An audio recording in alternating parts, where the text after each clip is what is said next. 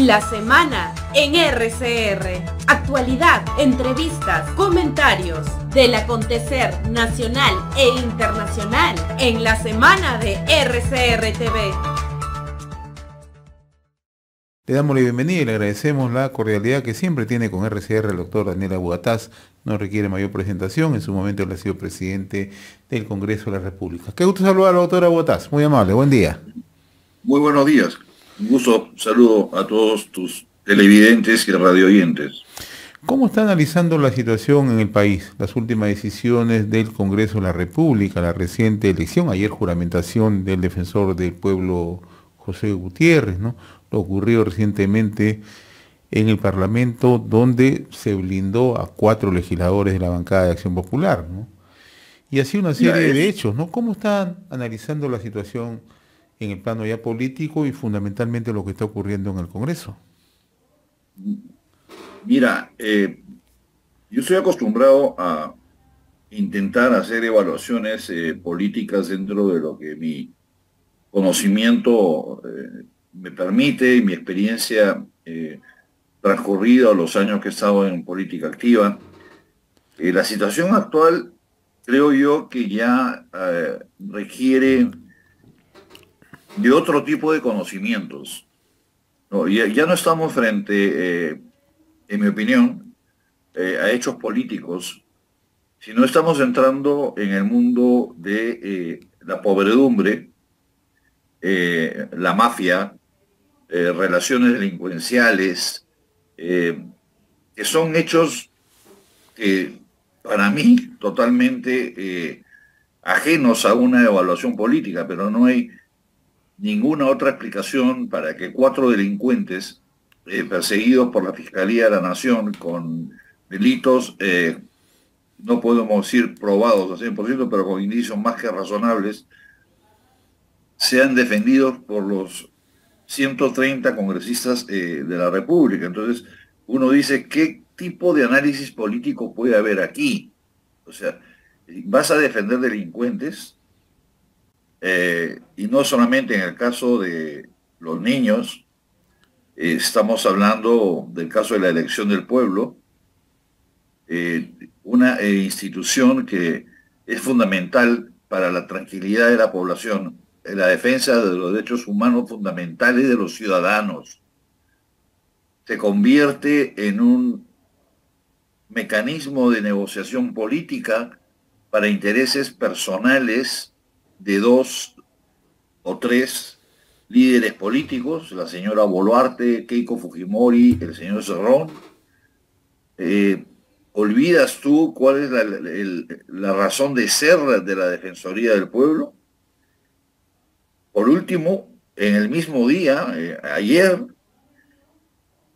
violan la Constitución abiertamente. O sea, se supone que el Congreso de la República es el ente constitucionalmente establecido para proteger la constitucionalidad de las normas y son los primeros en violar permanentemente la Constitución.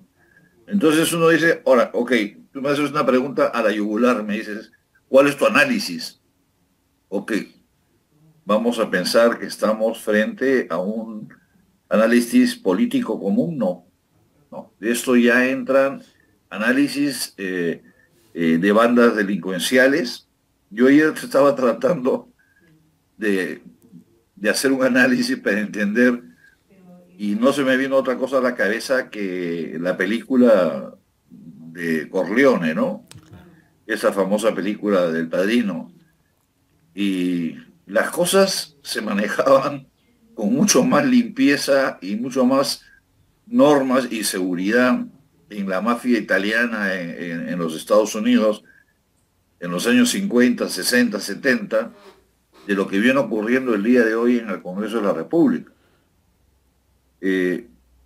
Entonces, el análisis político yo creo que ya está pasando a un segundo plano.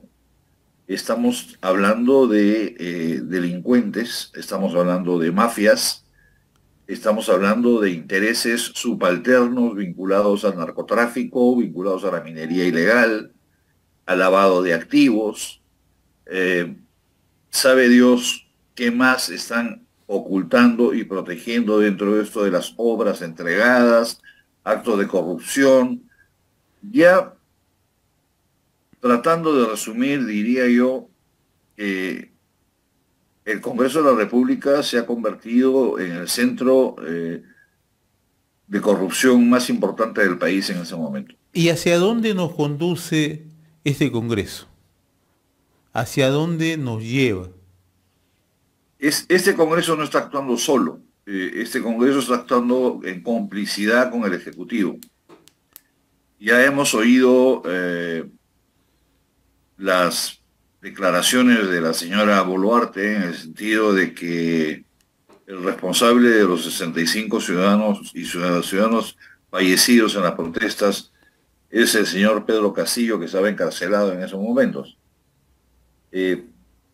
Creo que esto va en complicidad de la mano con el Ejecutivo y es un articulado, por llamarlo de alguna manera, con intereses más allá del año o el periodo que debiera de terminar en el 26, ¿no? Yo creo que la toma de la Defensoría del Pueblo, viene la Junta Nacional de Justicia, se termina de copar o entregar al fujimorismo al Tribunal Constitucional, van a entrar a bloquear o eliminar a aquellos miembros del Jurado Nacional de Elecciones que no les guste a través de acusaciones constitucionales. Estamos entrando en una dictadura parlamentaria que está socavando socavando lo que queda de democracia. O sea, hablábamos de la democracia en el papel a través de esta constitución delincuencial que nos dejó el delincuente de Fujimori, que habían algunos parámetros de control, algunas figuras que, digamos, podían aferrarse en instituciones internacionales, decir si existe democracia en el Perú. El día de hoy creo yo que la democracia en el Perú desapareció. Es una banda de delincuentes que han tomado el poder, están permitiendo que el país se desmiembre, ¿no? No les interesa que Puno haya tomado su propio camino, que Arequipa vaya por el mismo sendero, que en el norte se estén también ya entablando conversaciones y negociaciones para hablar de separatismo. Están desarticulando el país, están convirtiendo el país en, como lo hacen los delincuentes, en terreno fértil para cometer delitos. Eso es, lamentablemente, es la opinión que tengo. Ahora, yo quiero rescatar algo que usted mencionaba, doctora Bogotá, hace unos instantes, ¿no? ¿Cómo es que gente que ingresa a hacer política, bajo el membrete de hacer política, se está dedicando justamente a las componentes o a los acuerdos bajo la mesa? ¿Esto qué significa en realidad? Que estamos destruyendo el concepto de hacer política, que hoy quienes ingresan a política lo hacen pensando en el usufructo, en sacarle provecho, sacarle partida, más que hacer política en favor de un país. Mira, definitivamente eso es, ¿no? O sea, pero ¿de dónde nace eso? Nace del hecho de que son incapaces de hacer política. O sea, en el Perú ya se dejó de hacer política hace un buen tiempo. Lo que hay son componentes individuales en determinados casos para determinados fines específicos, ¿no? Ahora hay una campaña para limpiarle la imagen a la acusada de asesinatos, la señora Dina Boluarte, y por lo tanto violan la Constitución a través de una norma de menor jerarquía, la autorizan a la señora a viajar y digitar desde afuera, etcétera, poniéndolo como un ejemplo. Pero lo que queda claro es que el Congreso ya no tiene ninguna función real. El Congreso no está viendo por los intereses de las regiones. El Congreso no está viendo por la defensa de los derechos fundamentales de los ciudadanos. Pero otro detalle, el Congreso, la población ya le perdió el respeto. Ya no tiene... Ya no tiene sentido. Entonces es como que te hayan dejado una cancha libre, ¿no? Como que en un partido de fútbol de repente se sientan en la cancha tus oponentes y haz lo que quieras, pues. En este momento estos señores que están, o señoras que están en el Congreso de la República, se sienten omnipotentes, muy importantes, frente a un pueblo que los repudia. O sea, ahorita ser congresista en el Perú significa el peor insulto que uno puede recibir, pero además está este hartazgo general en la población, tiene efectos, yo veo dos posibles efectos. Uno, la acumulación como un volcán que va acumulando energía y va a reventar en algún momento. O la otra, me lleva a imágenes muy tristes de nuestra historia peruana, donde a punta de golpes, palos y balas, los ciudadanos hemos bajado la cabeza, ¿no? No olvidemos las innumerables dictaduras que hemos vivido. Yo tengo 68 años y he vivido 11 años de mi vida bajo una dictadura. Muchos de los jóvenes que hoy en el día de hoy no saben lo que es vivir bajo una dictadura. Bueno, ahora lo están viviendo, pues estamos bastante cerca, ya estamos ante una dictadura no declarada, pero es una dictadura lo que estamos viviendo. O sea, tienes una banda de delincuentes de ultraderecha neofascista atacando a aquellos que se oponen a esta gente que la llaman la pestilencia, y las autoridades, la Policía Nacional, no hacen absolutamente nada. No les dan pista libre para que vayan a atacar a IDL y a cuanta persona se vaya a oponer a este grupo de delincuentes que están en ese momento manejando el país. Bueno, esa es una de las posiciones, es o se acumula la ira y revienta en un momento y deviene en una guerra civil, o simplemente pasamos a una etapa de triste, oscura, de sometimiento, ¿no? Como las condiciones económicas se están deteriorando en tal magnitud, que además creo yo, y me atrevo a decir algo y espero que me refuten, que lo que están haciendo es a propósito. Lo que está haciendo el ministro de Economía es destrozar la economía peruana. Una de las formas de tener a la gente controlada es teniendo la crisis máxima económica.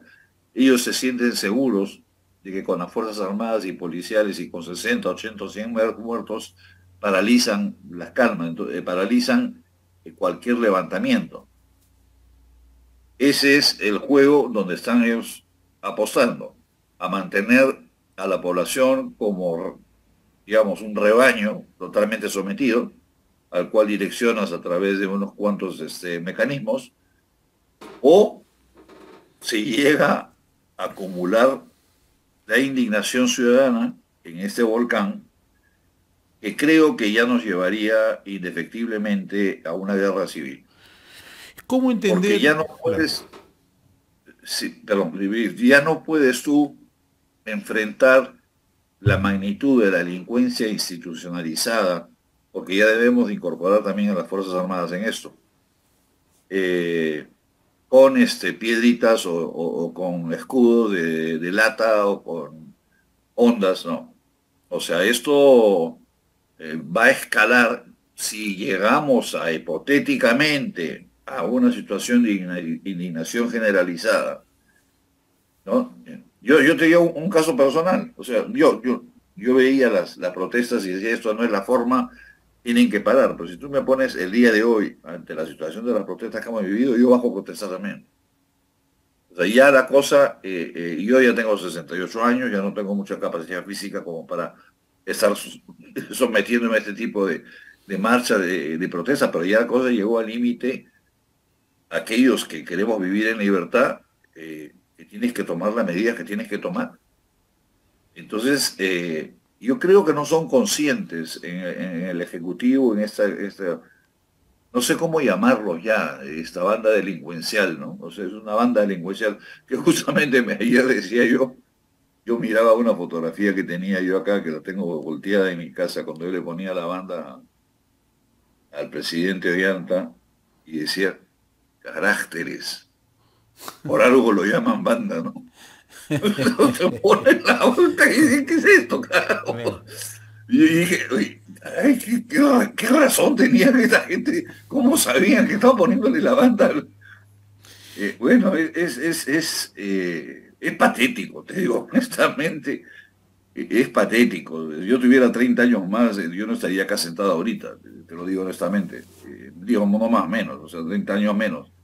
Eh, pero yo vislumbro esos dos escenarios, ¿no? O sea, una población totalmente sometida, eh, y ya la hemos vivido, yo he vivido esa experiencia durante la dictadura de Velasco, eh, y un grupo de delincuentes saqueando el país hasta donde puedan, ¿no?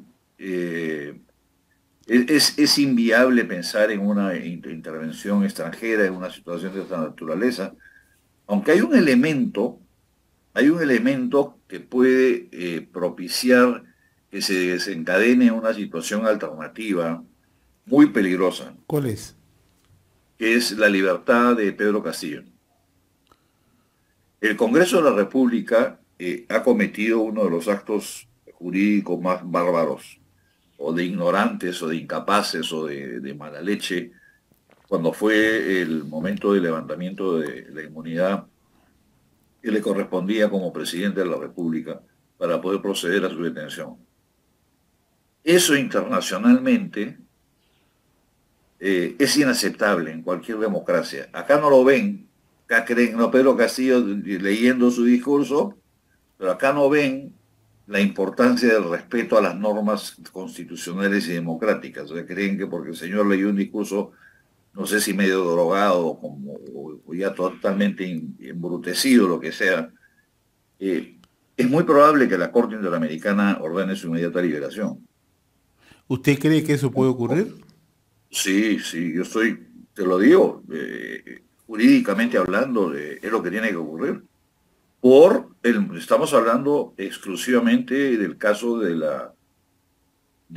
golpe de Estado, lo que llaman el golpe de Estado, ¿no? Yo no puedo ni siquiera llamar golpe de Estado a un intento o lo que haya pretendido hacer, sabe Dios, que haya querido hacer. O sea, yo no sé si existe alguna palabra que describa lo que quiso hacer ese señor en ese momento, pero la forma en que él fue detenido, sin haber cumplido las normas elementales a un presidente de la República, son causales de nulidad de todos los actos. Con lo cual llevan a cuestionar el comportamiento del sistema democrático, del sistema policial para las entidades internacionales vigilantes de los derechos humanos y de los derechos fundamentales. O sea, no nos centremos en que todos son igualmente delincuentes y que todos violan los procesos constitucionales o de normas internacionales. No, afuera existen instituciones que respetan los derechos de la persona. Ahora, yo no digo que sea dueño de la verdad, pero yo soy abogado de formación, porque digamos no he ejercido mucho tiempo, y la lectura que le he dado y la he repasado y la he consultado con varios colegas de mi promoción, efectivamente ahí hay un hueco terrible, para que si por razones políticas no lo quieran utilizar la Corte, puede ser, pero que jurídicamente ha sido violado los derechos de Pedro Castillo, han sido violados. Y lo que corresponde es que ante una violación de esa naturaleza, la Corte Interamericana de Justicia levante las medidas restrictivas contra él. Ahora, imagínate el escenario Pero esto no con lo un Pedro exime a lo que Castillo. cometió Castillo. Esto no exime ¿Ah? a su actuación política como presidente. No lo exime, sino es únicamente respecto a la A la detención, detención. ¿no? O sea, y no entran a discutir el fondo del Claro. asunto, sino, oye, ese es un presidente en ejercicio y ha sido detenido irregularmente. Entonces, este señor lo liberas y procesalo adecuadamente, pero lo tienes que poner en libertad. Entonces, imagínate cuál sería la reacción de la población con que Pedro Castillo esté 24 48 horas en la calle, ¿no? Ese puede ser el detonante, por ejemplo. O sea, ese pudiera ser el detonante. Y mira, yo pido perdón por lo que voy a decir, pero creo que es ahora o nunca. O sea, el Perú tiene que cambiar. Con la clase política o lo que se llama clase política el día de hoy, eso no va a ocurrir de ninguna manera. Si no cambia, el Perú es un país fallido, es un país inviable. Todos tenemos hijos, nietos, familiares que van a seguir viviendo en ese país. Y hay que hacer que las cosas cambien. Entonces, quizá lo que necesitamos es este quiebre, ¿no? Este quiebre lamentable, o sea, ya sea vía la guerra civil, vía un levantamiento que imponga condiciones y que tome las medidas correctivas que la población espera. La clase política no lo va a hacer. Es una situación de desesperación. Están empujando a la gente a pensar en medidas fuera de lo constitucional, fuera de los comportamientos democráticos, porque se han dado cuenta de que por el lado democrático constitucional es una guarida de forajidos que están dedicados a sus intereses personales, a sus robos, a sus delitos, a sus cochinadas. O sea, digámoslo en términos, no les interesa más nada que las cochinadas en las que están involucrados. Usted ha sido, Entonces, usted ha sí, sido presidente del Congreso y, y- y siempre ha sido también una persona que se ha conducido precisamente en ese ámbito político, ¿no? De la discusión, el debate, el punto de vista diferente a las diferentes colectividades políticas, ¿no? Pero lo que estamos viendo ahora es que tanto gente de izquierda como del centro, la derecha, lo único que hacen es generar componendas, o sea, ese debate político o esas posiciones que se pueden defender con fragor, con mucha consistencia, se ha perdido por el arreglo, ¿no? ¿Usted pensó que en algún momento íbamos a llegar a eso? Usted que ha sido presidente del Congreso, que ha tenido permanentemente que cruzar con distintas colectividades para llegar a acuerdos mínimos, a consensos. mira, mientras yo estuve en la política activa, había siempre lo que se llamaban las negociaciones fuera de la mesa para llegar a acuerdos por interés político de algún sector de izquierda, de centro, de derecha. Se hacían intercambios, ok, tú me apoyas aquí, yo te apoyo allá, pero siempre dentro de lo más cercano a intereses nacionales, ¿no? Por ahí podían haber de contrabando, otras cosas sí las han habido. No vamos a decir que el Congreso ha sido pulcro, no. Sí, siempre han habido lobbies oscuros y cosas oscuras, sí las han habido. Pero había un diálogo y un respeto por las posiciones políticas, ¿no? Por lo menos yo defendía a la izquierda y mis principios no eran negociables, ¿no? Yo estaba a favor de cerrar las brechas entre lo que ocurre con un sector de la población y el sector desprotegido y abandonado que no tiene acceso a servicios, etcétera. Esa es mi posición, yo lucho y en esa línea no me muevo. O sea, no me pidas a mí negociar. eh, Ahora no hay líneas políticas. O sea, ahora ya el ruso, ¿no? Que fue a negociar no sabe Dios qué para el presidente Humala, y apenas antes de iniciar el gobierno de Humala, y que es actual defensor de un hombre que era asesor de Pedro Castillo, un hombre vinculado a la más extrema izquierda hasta hace 2 meses, 3 meses, y el día de hoy es un tonto útil del fascismo de la derecha. ¿Dónde puedes entender tú una? O sea, ¿qué estamos viendo? O sea, ¿qué estamos viendo? O sea, estamos viendo gente que no tiene principios. Estamos viendo gente, por tanto, de un lado como del otro, ¿no? O sea, como el fascista, ¿no? Toma a un radical cercano al extremo serronista, vinculado al Movadef y etcétera, para colocarlo defensor del pueblo en el Perú. O sea, la señora Keiko ha decidido que ese es el mejor el elemento que tenemos en el Perú. ¿A santo de qué? ¿A cambio de qué? Entonces, ya se rompieron, creo yo, los límites que existían dentro de gente que tenía principios.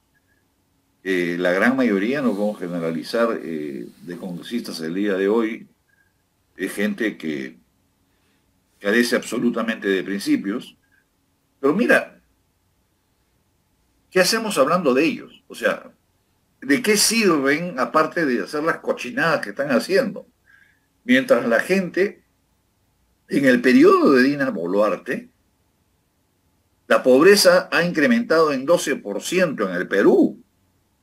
O sea, el gobierno de Dina Boluarte es más ineficiente, más mediocre, más incapaz de lo que era el incapaz de Pedro Castillo. Entonces, la población está perdiendo sus recursos, acceso a los servicios básicos fundamentales, salud, educación, calidad de vida, y estos payasos, discúlpame la expresión, haciendo sus negociados y sus cochinadas. Por eso es que la gente prácticamente ya no le importa qué es lo que ocurre en el Congreso de la República. Y eso va del lado de lo que va acumulando para el volcán de indignación, de iras contenidas, que en algún momento va a volver a explotar. Y yo no creo ya que explote, como te decían antes, con simples piedritas, sino que ya saben a lo que enfrentan, y si ya sabes a lo que te enfrentas, irás adecuadamente preparado, pues si sabes que te van a recibir a balazos, irás pues, con rifle, ¿no?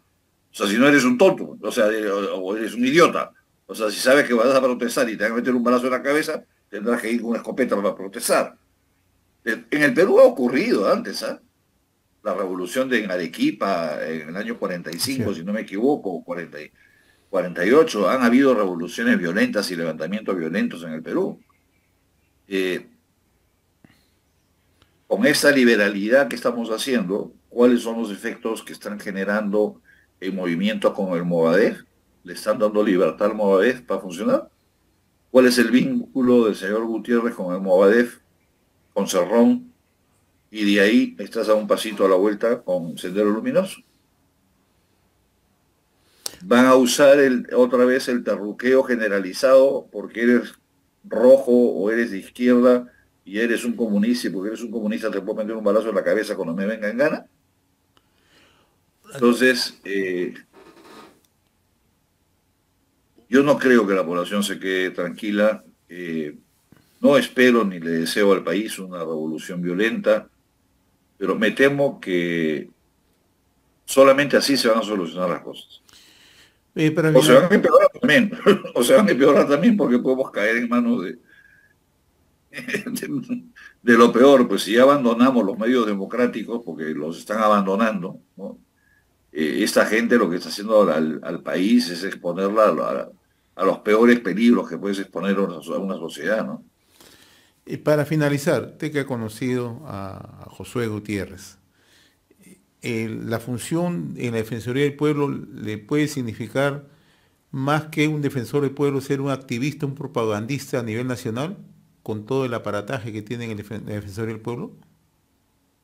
Definitivamente, definitivamente. O sea, quien haya, a quien le rinda honores o obediencia al señor Gutiérrez el día de hoy, que ya no sé a quién es, sí, puede que se convierta a la Defensoría del Pueblo en un mecanismo de campaña política para la ultraderecha en el Perú, o que se convierta en un mecanismo de campaña política para la ultraizquierda. No sé realmente ya qué cosa es el señor.